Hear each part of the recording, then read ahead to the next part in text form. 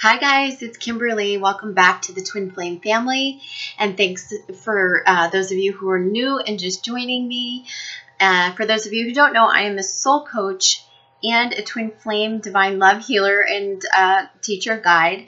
I work with Twin Flames and those along the ascension path that are seeking to clear blocks in their Twin Flame dynamic or along their awakening and enlightenment journey.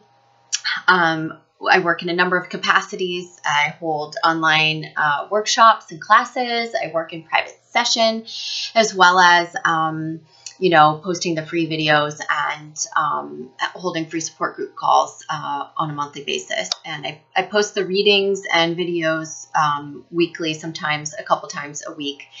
So be sure to check out all that information. You can go to thetwinflamefamily.com to see my private offerings in terms of booking a reading and guidance session or a soul coaching session. And you can hit subscribe in the contact area to subscribe to my newsletter and announcements. That way you get everything from channeled messages for the collective, offers, news, upcoming events, workshops, and all of that. So just click on subscribe and enter your email address, and then that'll make its way over to me. Some of you have asked me, well, I don't know what to book. It's my first session. And so I would say for the Twin Flames that I work with, it's a good idea to book a reading and guidance session. That way we can read the energy. I can get acquainted with your dynamic. We can talk about what's happening, what's up ahead, and also how you can work within yourself to clear some of the blocks that you're struggling with and find a deeper level of surrender and joy. We may also identify in those sessions certain core wounds and things that can be worked on, but primarily we don't dig into doing that work because there's just frankly not enough time during the reading or guidance session. But if you walk away from the reading guidance session, you're like, wow, that really resonated for me, that really clicked, which many of you do, and then you come back and you book another session a week or 2 or 3 weeks later, don't book another reading because I don't want to read you again so soon, and it's not going to be beneficial. So the best way for us to work together from that point is in a soul coaching capacity. In the soul coaching, I can actually facilitate your work with you. So I can actually dig in, cut under the surface, help you clear the core wounds, understand where things are stemming from, help you shift belief systems, and help you. It's sort of my way of guiding you with the tools that you need to do your own self-healing. So it's very progressive work. It's not like you have to start, like with therapy, sometimes we start at square one. You have to start from, well, the day I was born, and then you have to go all the way up to the present time, and that can be really exhausting. But because I use the intuitive guidance and it's very interactive, you don't need to do that. We can kind of just cut below the surface. We can identify the core issues and wounds, and I can help you begin to heal those. And then that usually opens up a lot of connecting the dots and aha moments. And I also work with Twin Flames and with anyone along the ascension journey to help balance the inner polarities. We talk a lot about that, especially if you're standing outside of your feminine or masculine power. And I give you those tools as well. And but anyhow, soul coaching is very progressive. A lot can come from just a few sessions. And in order to sort of incentivize you to participate in that, during the month of August, I am applying a 10% off discount to anyone who books a soul coaching session. So just when you book the session, put in the notes 10 off, 10 OFF. And I will see that. I'll apply the discount when I invoice you, and that'll give you an opportunity to try the soul coaching. There's either a 1 hour or 90-minute session, and we cover a lot in those sessions. So please don't hesitate if you have any questions. Otherwise, you can book online under schedule a session on thetwinflamefamily.com. So now for today's update and topic, I thought it was important to post a video about how we overcome resentment and past hurts. So I want to talk a little bit about resentment, and especially some of you Twin Flames are coming back in contact with your Twin Flame, or you're in and out of contact, or even preparing for a union, potential union, or in all areas of your life, your familial relationships, your friendships, your work relationships. Learning how to let go of resentment is a really important tool, and I don't think it's always taught in the best light. So I'm going to try to teach you with the most clarity that I possibly can, and let this at least open up a platform for comments and for us to talk more about this in the future. So I'm going to kind of give you my guidelines. What is resentment? Where does it stem from? And how can we release this? So resentments come from any sort of a mistreatment or a betrayal or any sort of a hurt that we've encountered that we feel like is going to hurt us again in some way. It's going to come back again in some way. So the person who has done the betraying, who's done the unfair treatment, who has done the lying, who has done the hurting of us, we hold a resentment towards. That means we hold them in a place of blame. And we also hold the expectation of that they are going to do this again, okay? Or if it's not an expectation, then it's a fear. So there's almost like an uncertain certainty that we keep ourselves in by placing the other person in this fixed position. Something also happens when we hold the other person in a place of blame, or if we're in a state of distrust with the other person, the person who's hurt us, wronged us, or betrayed us in any way. So what we do in essence is we say, okay, because you've done this wrong, well, you know, you're down here and you have to prove that you're not going to do this wrong again. And in essence, we put ourselves up here. So we're almost looking down at the person and holding them in a fixed state and saying, you need to do this, this, this, this, and this to prove that you're not going to do that again. Resentment can come in form, like it can show itself through reactivity, anger. It can often seem like also displaced anger. So one of the root causes of that is because most of our resentments don't just stem from one person and one recent incident. Often the recent incident or the recent culprit is just a magnification of some things that have happened in our past. And this could be like our early childhood past or like all of our past relationships. So, for example, when it feels like almost displaced anger or exaggerated anger, your partner may be saying to you, your twin flame may be saying to you, why are you so angry? Like what I did wasn't that bad. And if you really ask yourself, what am I angry with? What am I so mad and distrusting about? And then ask yourself, whatever that answer is, has this happened to me in the past? And when? And where? And how have I seen this reoccur and reappear throughout my life?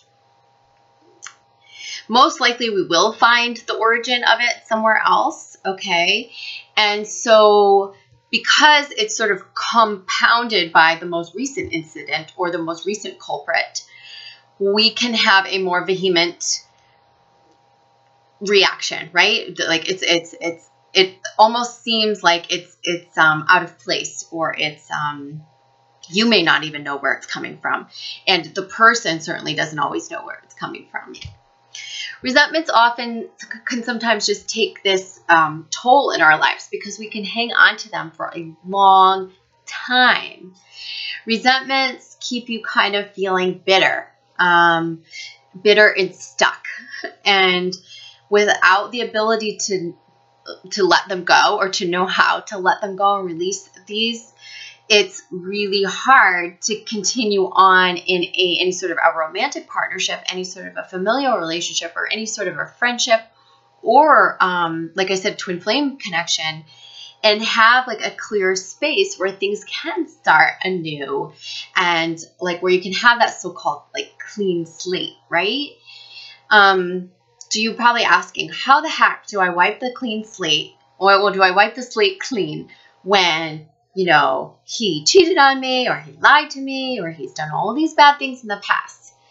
So the one thing I want you to turn your attention to, whether it's considering the origin of your resentment, like whether it's with your family or past relationships, or whether it's the most recent resentment that you're carrying, I want you to look at this again and ask yourself, okay, what did this person do? And write that down. Okay, so he hurt me or he lied to me and this was what happened. And then I want you to ask yourself, how did you hurt yourself? How did you lie to yourself? And how did you set yourself up to not be treated in the way in which you deserve to be treated? Mostly we're going to find that if we are honest with ourselves and begin to look at this in a new way, that all of this, these betrayals, hurts, disappointments, all of this distrust that's coming in that we're resentful towards, is a product of us not holding up to our integrity, not standing in our sacred boundaries and aligning with our values, not showing others how to treat us. And as a result, we get mistreated. And as a result, we hold the anger and resentment and distrust. And as a result, it becomes a vicious cycle. So the first piece of this is to really look within and to ask yourself, how have I played a role in this? How? Is it that I just really suck at setting healthy boundaries for myself? That I didn't set up healthy parameters in my relationship? Or that when the wrong was, was felt or was revealed, that I kind of just let it slip by or slide by. I didn't let there be any repercussion for that. I didn't express what my boundaries or what my values are. Perhaps I just got angry and started throwing a fit. Perhaps I just retreated and said nothing, or I punished someone with the silent treatment. All of those things, whether it's not setting yourself up to be treated in a healthy way, or whether it's the way that we dealt with it after the incident or the hurt has occurred, that is all on us. And I know for some of us that's hard to hear, but we do have to look at this in a new way in order to clear this. So how can we feel safe from this impending, he's going to do it again, she's going to do it again, or holding this person in a state of blame? Especially, a lot of times our partners and our twin flames are actually changing and healing and awakening and making progress. But if we keep holding them in that fear space, in that place of resistance, in that blame space, it's going to be counterproductive, okay? And it's kind of like the law of attraction. And I'm sure if you hear Abraham Hicks talking about resentment, she'll point out the same thing. It's like, you're actually focusing on what you don't want, the behavior that you don't want. You're so focused on it, you're almost sure it's going to happen again. So inevitably, energetically, if that's what you're in belief of, it will happen again. So how do we just let it all go? So you can go and watch videos from psychologists and psychoanalysts, and you can watch Teal Swan's video on resentment. You can watch Abraham Hicks on resentment, but I'm just going to tell you my own little recipe. So the way that we let it all go and also release the other person from having to make it up to us or prove themselves and release them from that blame state is by getting right with ourselves. Okay, so we need to go back to our core values and realign with them, realign with our integrity, and we need to start to feel safe from within. Because until we feel safe, until we're owning our own power, that means walking in line with our integrity, showing people how to treat us, setting healthy boundaries. We'll always have cause to hold the other person, either as the assailant or the culprit, to our hurts or to the betrayals or to the mistrusts. We also have to look at sometimes the things that we're not seeing. So if these are habitual patterns with somebody and then we've allowed ourselves to go into that and become part of their pattern, what within us has been like blinding us from seeing that truth. So once we get into our power center in that way, and we align with our boundaries, and we learn how to set up the healthy boundaries for how we want to be treated, we'll never feel unsafe. And in that way, we'll be able to release the resentments that we carry, because we're no longer holding the other person responsible for the way that we're being treated. Also, if there is a lack of trust in a relationship and you're not being treated the right way, it may be time for you to step back so that you can do the realigning with yourself and your boundaries and all of that. Because otherwise, it's going to create like a vicious cycle where you keep holding the other person in a place of blame, or in this fixed space of you have to make it up to me, or oh no, this is going to happen again, or you're in a fear state. And when we trust ourselves, and when we're standing in our own power center and we're aligning with our morals and our values and how we want to be treated, we are not putting ourselves in a position to be mistreated again. Okay. You have to be conscious of all of it, the whole scope, like what happened to cause the unfair treatment, what was my role in it, you've got to take the responsibility. It's the number one thing that will set you free. And also it's recognizing energetically that you're holding yourself and the other person in a resistant state. It's a state of fear. It's a state of blame. It's a state of fearing the worst. It's a state of, oh no, this is going to happen again. So it's not like we can just erase everything. No one's saying wipe the slate clean, just forget all the bad things that person did, and now just move forward with your blinders on. We're not saying that at all. We're saying, let's look clearly at everything. Let's actually zoom out and go, okay, what was the resentment? Now, why is this triggering me? Where else has this appeared in my life? And then to say, how is this a product of me betraying myself? Me not seeing things, of me not being, walking in line with my boundaries or how I'd like to be treated.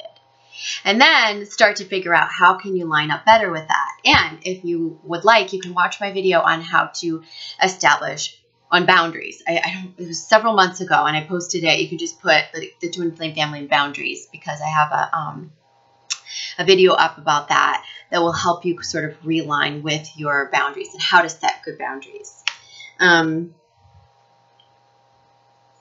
Yeah, and that's basically it. That's all I have in my notes.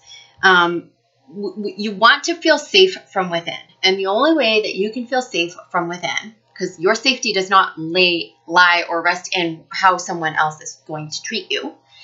It is within yourself, fully trusting yourself, fully aligning with your values. And the only way to do that is to really get real with yourself. And perhaps it's not even about wiping the slate clean with the other person, but it's more about going back to square one with yourself. So I'll leave you with that. If anyone has questions or comments, feel free to comment below or send me a note. And I'll see you shortly. I'm going to be posting this week's energy update in just a couple days, and this will include the full moon lunar eclipse coming up on August 7th. So I will see you guys soon. Much love. Mwah. Bye.